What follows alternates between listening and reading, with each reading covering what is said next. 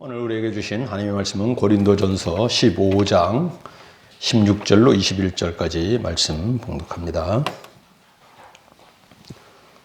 만일 죽은 자가 다시 살아나는 일이 없으면 그리스도도 다시 살아나신 일이 없었을 터이요. 그리스도께서 다시 살아나신 일이 없으면 너희의 믿음도 헛되고 너희가 여전히 죄 가운데 있을 것이요. 또한 그리스도 안에서 잠자는 자도 망하였으리니 만일 그리스도 안에서 우리가 바라는 것이 다만 이 세상의 삶뿐이면 모든 사람 가운데 우리가 더욱 불쌍한 자이리라. 그러나 이제 그리스도께서 죽은 자 가운데서 다시 살아나사 잠자는 자들의 첫 열매가 되셨도다. 사망이 한 사람으로 말미암았으니 죽은 자의 부활도 한 사람으로 말미암는도다. 아멘. 기다렸던 부활주일 아침입니다. 일주일간 좀 고난스럽게 그래도 잘 보내셨습니까? 주님의 고난에는 우리가 많이 참여할수록 더 좋은 일이죠. 여러분도 그렇게 믿습니까? 주님의 고난과 부활을 그래서 고난주간만이 아니라 늘 우리 삶 속에 안고 또 믿음 생활을 하는 것이 정상적인 신앙인의 모습이라 하겠습니다. 예전에는 부활절 되면은 음식도 여러 가지 나눠서 먹고 행사도 하고 그랬는데 그러지 못한 지가 3년째 돼가는 것 같습니다. 이제 내년에는 그런 제한 없이 자유롭게 식사도 하고 야외 활동도 하고 그런 날들이 오게 될 줄로 믿습니다. 당연히 수요 오후 예배도 드리고 목장 모임이나 소그룹 모임도 자유롭게 드리게 될 줄로 믿습니다. 아멘이 조금 작아졌네요. 여러분은 부활하심에 대해서 얼마나 확실한 믿음을 가지고 살아갑니까? 또 언제부터 이 부활에 대한 믿음을 확실하게 가졌습니까? 처음에 교회 다니면서부터 아니면 세례를 받으면서 아니면은 사람이 한번 죽는 것은 누구나 예외 없이 정한 이치인데 그렇게 끝나면은 너무 허무하고 너무 아쉬웠고 너무 억울해서 나도 부활을 믿어야 되겠다 해가지고 부활을 믿게 됐습니까? 그 모든 것 위에 첫째는 부활이라는 사건이 사실이니까 내가 믿든 안 믿든 사실이니까 그리고 내가 예수를 믿는다는 것은 예수님이 우리 죄 때문에 죽으셨고 그리고 예언하신 대로 다시 살아나셨다. 이것을 우리가 같이 믿는 거 아니겠습니까? 여러분 북경에 가면은 달에서도 보인다고 하는 건축물이 있어요. 뭘까요? 만리장성이죠. 우리를 가보진 않았지만 그렇게 말들 하잖아요. 만리장성은 어느 시대에 쌓았습니까? BC 200 몇십 년 전, 그러니까 지금으로부터 아마 2200 몇십 년 전에 진시황 때 그걸 쌓았죠. 그리고 진시황 때 그거 외에도 또 사건이 하나 있어요. 분서갱유라고 여러분 들어보셨어요? 분서갱유는 유학자나 학자들이 왕이 통치를 잘하는가, 왕이 이 통치 이념 또 국민이 제대로 도리를 역할을 하는가 이런 것을 공부하다 보니까 왕이 제대로 정치 안 하면은 왕에 대해서 항의를 하고 이러니까 이게 보기 싫은 거예요. 유학자들이 뭘 배워서 뭐 사상을 연구하고 공부해서 왕이 하는 일을 간섭하고 비판하고 하느냐 그래가지고 저들이 보는 책을 다 태워버리라 그런 거 아니겠어요? 사람들을 좀 멍하게 만들겠다고 한 거죠. 분별력도 없이. 그래서 책을 다 태워버린 사건이 바로 분서갱유예요. 여러분 책을 그 당시에 태워버렸으니까 그 흔적이 남겠어요, 안 남겠어요? 태워버렸으니까 없죠. 건축물도 아니고. 그런데도 그것은 역사적인 사실로 우리가 인정하고 알고 그러잖아요. 다 태워버려서 흔적이 없는데도 불구하고 그 역사책에 기록되어 있으니까 우리가 그것을 인정하고 믿고 있는 거예요. 우리는 역사책에 기록되어 있는 것을 인정하고 믿어요. 어느 왕 때 어떤 사건이 있었다. 1000년 전에, 2000년 전에, 3000년 전에 세상에 인류 속에 어떤 사건이 있었다. 어려서부터 학교에서 보고 배워서 알았어요. 자, 예수님의 탄생과 공생애 그리고 예수님이 행하신 일들, 죽으신 일. 첫째, 예수님에 대해서는 역사책에 기록이 되어 있죠. 역사책에 부처, 소크라테스, 공자, 맹자 예수님 태어난 거 역사적인 인물이다라는 것은 다 기록이 되어 있어요. 근데 예수님이 하신 일에 대해서는 그것은 이제 종교가 되니까 기독교 종교의 내용이니까 일반 책에는 기록이 안 됐지만은 일반 역사책보다도 더 많은 사람들이 보고 더 정확한 그 역사적인 팩트인 이 성경을 통해서 우리는 알게 되고 믿게 되는 거죠. 그래서 예수님을 믿는 사람들, 심지어 안 믿는 사람들도 성경은 감히 부정을 못하죠. 우리가 세상의 역사책도 믿는데 더 우리가 확실하게 믿어야 될 성경에 기록된 내용을 어렴풋하게 믿으면 되겠습니까? 누구보다도 우리가 예수님의 생애나 예수님의 십자가와 죽은 지 며칠 만에, 사흘 만에 완전히 죽으신 분이 다시 살아나셨다는 것은 성경에 기록했기 때문에, 그리고 하나님이 하신 일이기 때문에 우리는 믿게 되는 거예요. 여러분, 사도 바울은 눈으로, 몸으로 예수님을, 또 예수님이 부활하신 것을 봤습니까? 못 봤습니까? 못 봤죠. 그럼에도 불구하고 어느 제자보다도 더 이상으로 예수님을 잘 알고 예수님의 사역도 알고 십자가를 왜 지셨는지, 그리고 부활했다는 것을 너무나 확실하게 알고 그것을 복음으로 전하지 않았습니까? 자기의 생명을 다 담아서 예수님의 십자가와 부활, 이 복음을 전했던 거예요. 오늘 고린도전서 15장 지금 부활에 대한 말씀이 있어요. 14절에도 그리스도께서 만일 다시 살아나지 못하였으면 우리가 전파되는 것도 헛것이요 너희 믿음도 헛것이다 말씀했어요. 부활 없는 믿음은 아무 의미가 없다는 거예요. 오히려 우리가 거짓 증인이 되는 거죠. 있지도 않은 일을 전한다고. 얼마나 무지하고 어리석은 일이에요. 우리가 그렇게 무지합니까? 우리의 인생에 가장 소중한 것을 바쳐서 사실이 아닌 것을 그것을 사실이라고 전한다는 그런 일을 우리뿐만 아니라 1000년, 2000년 전에도 그렇게 했다는 거냐요. 했겠냐는 거죠. 중요한 것은 우리가 이 부활신앙을 그냥 기록됐기 때문에 그랬나 보다 하는 정도가 아니라 확실히 믿는 이 신앙이어야 되겠습니다. 이 믿음이 있기 때문에 우리는 예수님의 고난도 나도 참여할 수 있는 고난이 무엇입니까? 이렇게 생각을 하기도 하고 주일마다 성전에 와서 말씀 듣고 하지 않습니까? 적지 않은 시간을 우리 믿음 생활에 말씀을 배우고 주님 앞에 봉사하고 또 물질 드리죠, 시간을 드리죠, 기도하죠, 찬송하죠, 또 그러면서 은혜를 느끼죠. 이러지 않습니까? 우리가 애매한 신앙을 가지고 실제적인 이런 신앙의 헌신을 하겠냐는 거예요. 근데 사람의 본능에는 이 의심하는 또 본능이 있어요. 그 의심이 첫째로 발동한 게 뭐냐면 하나님이 선악과를 먹지 말라고 했는데도 야 진짜 먹으면 죽을까? 이런 의심이 일어나가지고 그것을 먹은 거 아니겠습니까? 여러분, 우리 사람들에게 그 의심의 마음은 어디 가서 물건을 사는데 10,000원짜리 물건을 1,000원에 판다면은 그냥 덥석 삽니까? 자세히 살펴보죠. 어디 하자가 있나, 흠이 없나 이렇게 자세히 보고 사잖아요.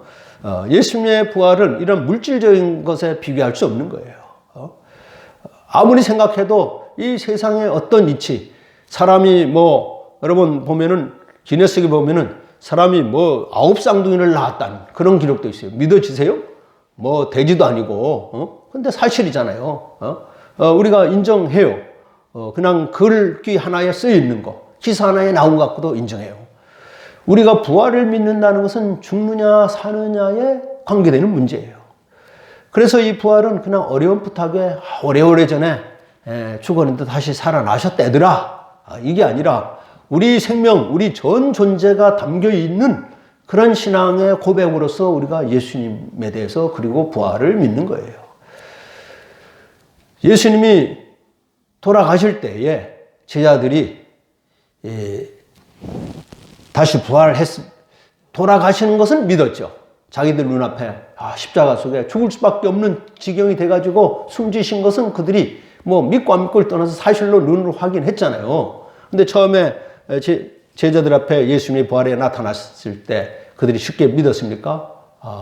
그 믿지 않았죠. 그래서 심지어 도마는 뭐라고 말했습니까? 내가 만져봐야 되겠습니다. 그 잔자국을 손가락을 넣어서 한번 만져라도 봐야 되겠습니다. 그러니까 예수님이 네가 보지 않고도 믿는 자가 복이 있다. 이 말씀을 했어요. 누가 그것을 다 보고 어느 시대 사람들이 그것을 다 만져보고 해서 믿음을 갖겠습니까? 우리에게 만약에 그 당시에 사건들이 동영상으로 이렇게 그대로 남아있어가지고 2000년, 3000년 후에 전파되더라도 예수님이 죽으시는 거, 완전히 죽으신 시신이 장사되어지고 그 다음에 다시 부활한 거 그대로 만약에 동영상으로 찍어서 사람들에게 보여줘도 안 믿는 사람은 안 믿을 거예요. 야, 이것은 뭐 합성한 거야. 이거 인위적으로 만든 거야. 이렇게 생각하면 안 믿을 사람은 계속 안 믿을 거예요. 자, 그런데 예수님이 살아나신 것을 12사도만 봤습니까? 그 이상의 사람이 봤습니까? 그 이상의 사람이 봤어요. 500여 명이 봤다고 고린도서에 기록을 하고 있어요. 만약에 12명만 봤다면 다른 사람이 제자들만 어떻게 보고 자기들만 입을 맞춰 짜가지고 하나의 기독교를 만들기 위해서 예수님이 그렇게 예언했으니까 그것이 사실이라는 걸 사람들에게 그냥 자기들이 만들어서 이렇게 알리려고 그랬나 보다 했겠지만 500명이 봤다는 거예요. 그리고 복음서가 기록되고 성경이 기록될 그때에 500명 중에서 살아남은 사람들도 있었어요. 그 살아남은 사람이 있었는데 만약에 아닌 사실을 기록했다면 그것이 역사 속에서 계속 남아 있겠습니까? 이것은 거짓하고 폐기 처분하라고 불태우라 그러고 말죠. 그들이 봤던 사실 기록되어졌고 100년, 200년, 300년, 1000년, 2000년 지나면서 남아있어서 우리에게까지 전해진 거죠. 제자들이 그 스승의 가르침을 기록한 책들이 있어요. 노노, 맹자, 소크라테스의 변명, 중용 이런 글들. 이것은 그 공자, 맹자, 소크라테스가 쓴 것이 아니라 그 제자들이 썼단 말이에요. 제자들이 쓴 것을 보면서 많은 사람들이 공자의 사상을, 소크라테스의 철학을 보고 이렇게 배우거든요. 본인이 쓴 게 아님에도 불구하고 공자의 말이다. 공자가 이런 일을 했어. 이렇게 사실로 믿고 받아들인단 말이죠. 우리가 성경의 이야기는 한 사람이 쓴 게 아니에요. 여러 사람이 썼잖아요. 여러 제자가 썼어요. 그럼에도 불구하고 서로 충돌되는 게 없어요. 서로 다른 내용으로 모순되는 게 없다는 말이죠. 그것은 그만큼 여러 사람이 봤음에도 같은 내용, 같은 진실을 보고 듣고 했기 때문에 전혀 다르게 서로 의논하지 않고 썼어도 서로 이게 진리라는 것이 기록이 되어지고 성경으로 우리에게 전파되지 않습니까? 그래서 일반인조차도 예수님에 대해서는 감히 부정 못해요. 오늘날 교회가 우리 목사들이 성도들이 실수를 많이 해가지고 심지어 기독교가 비난을 받는다 하더라도 기독교 예수님에 대해서는 감히 함부로 비난을 하지 못하는 게 인간의 도리거든요. 세상에는 우연히 되어지는 일이 있고 또 정확히 예언해가지고 이루어지는 일들이 있어요. 제가 어느 집사님에게 집사님 어제 내가 기도 중에 집사님 집이 불타가지고 옆집에서 불이 막 넘쳐오는데 집사님 집도 불 탈 뻔 하는데 내가 기도가 멈췄거든. 오늘 조심해요. 그랬어요. 근데 이분이 글쎄 기분이 좋진 않지만은 마음에 남았어요. 근데 외출해서 나들이 하다가 왔어요.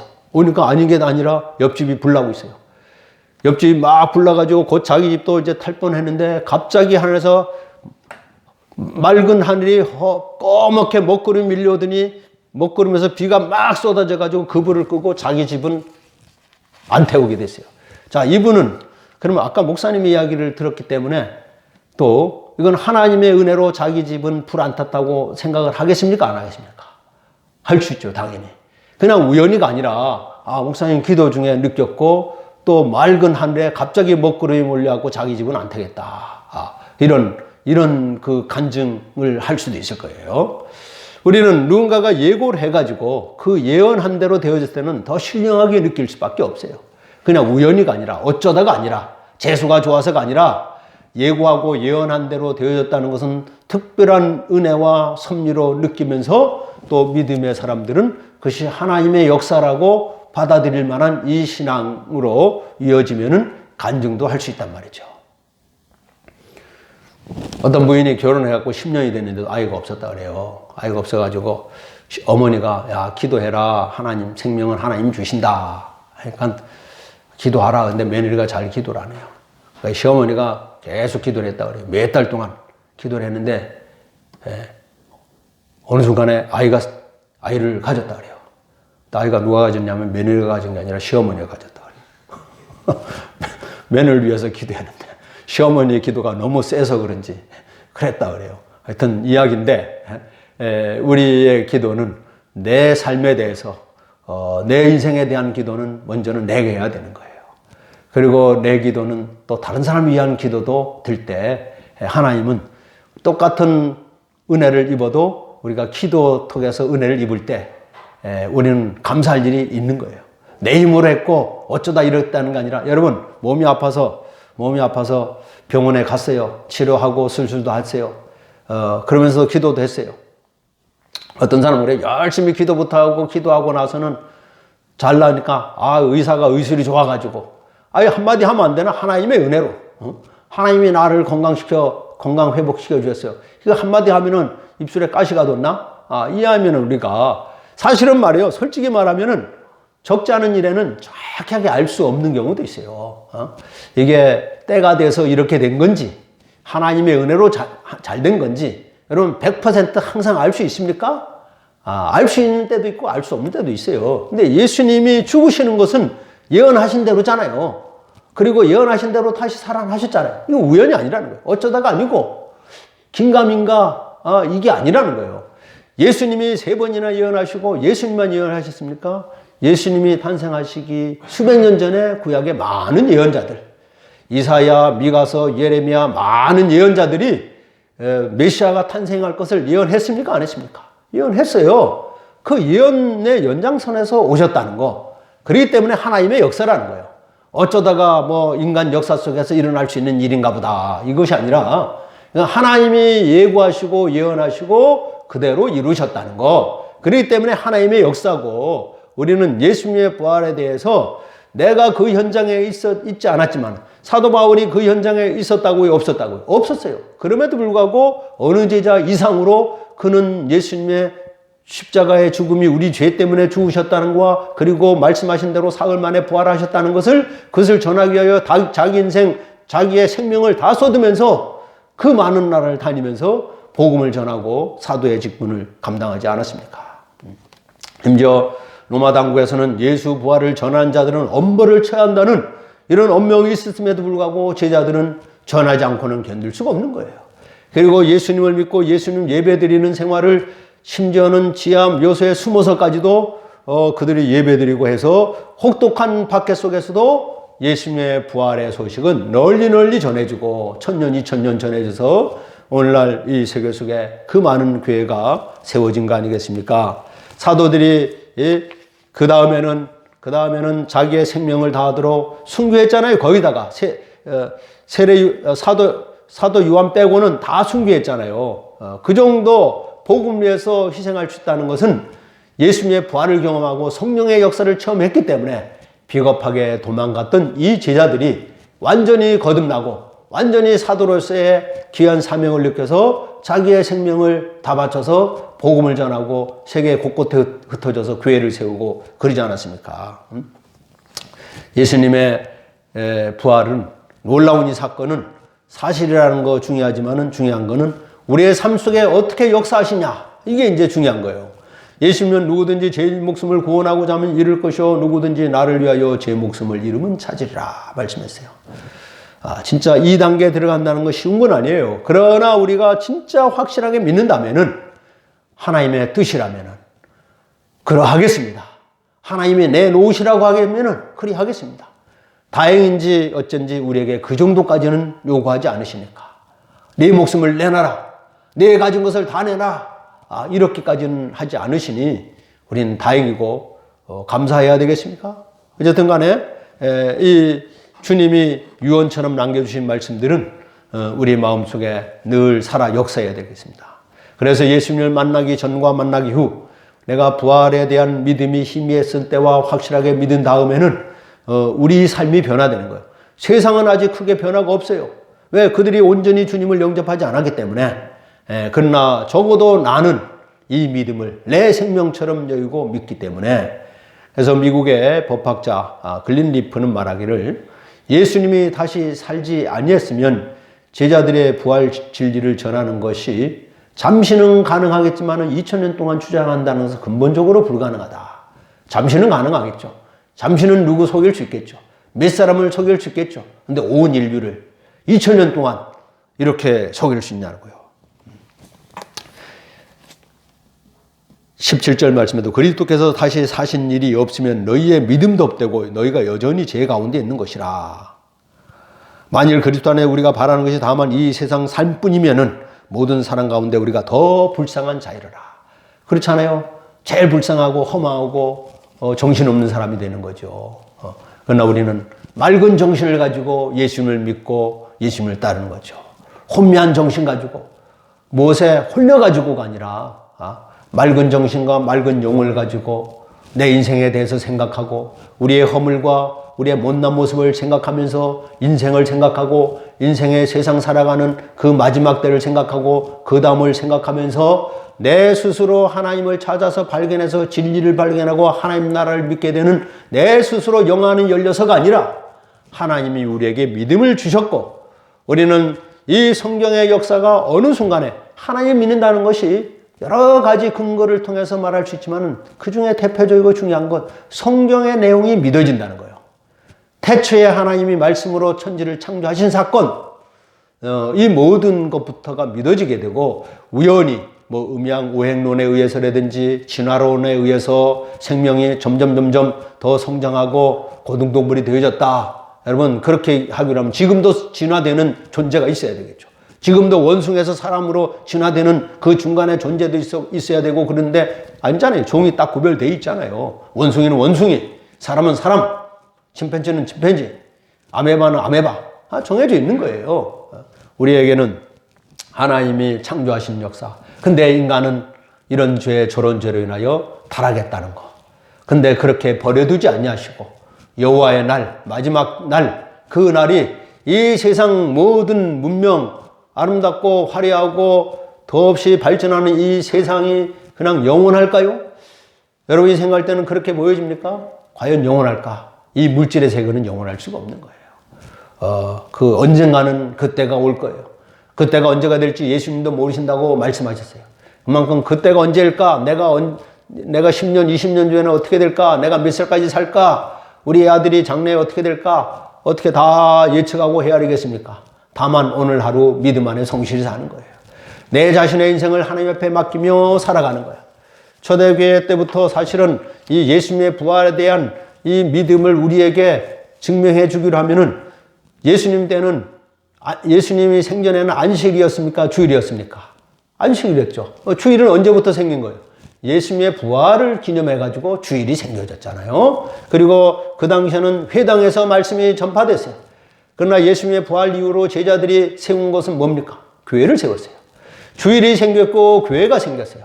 그것이 1000년, 2000년 지난다면서 우리는 예수님의 부활을 기준으로 해가지고 주일이 그리고 교회가 세워지며 성경의 많은 기록들이 부활의 증인들이 많은 사람들이 살아남아 있는 그때의 성경이 기록되어지며 정경으로 인정이 되어졌다. 이런 것을 보면서도 우리는 좀만 생각하면은 우리가 성경에 대한 믿음을 가지고 아니면은 인간에 대한 그리고 성경에 대해서 우리가 거부하려고 하는 사람들은 한번 거부할 증거를 내놓으라 그러보세요.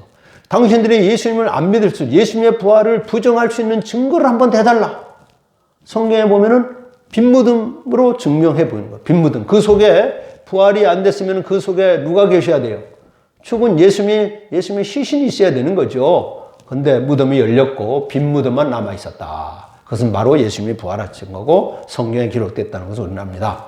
세계의 역사는 사실은 세계 역사의 주류는 동양이 아니라 서양이죠. 서양의 역사의 중심에서는 그리스도교를 빼놓고는 이야기할 수가 없는 거예요. 기독교를 빼놓고는 세계의 역사, 서양의 역사를 말할 수가 없는 거예요. 그렇기 때문에 예수님의 탄생과 죽으심과 부활과 교회의 역사는 바로 세계의 역사 속에서 너무 중요한 것이며 인류 역사 속에서 그리스도의 역사, 바로 서기 몇 년, 이것도 예수님의 탄생을 기준해 가지고 서기 2022년 이렇게 하지 않습니까? 한 것처럼 인류의 역사는 그 중심에는 하나님이 인간을 창조하셨지만 인간은 하나님 말씀을 거역했어요.